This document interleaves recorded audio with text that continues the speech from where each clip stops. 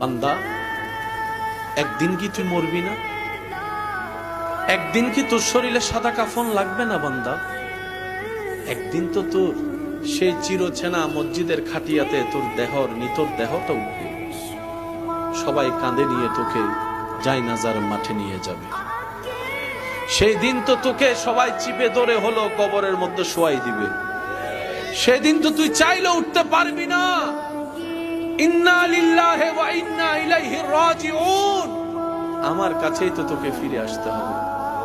ও বান্দা, একটু বুঝার চেষ্টা কর। রব বলে, আসতেই যেহেতু আমার কাছেই হবে, সুন্দর করে আয়, তোকে যেন ফেরেশতা গ্রেফতার করে না আনে, তুই খুশি মনে আয়।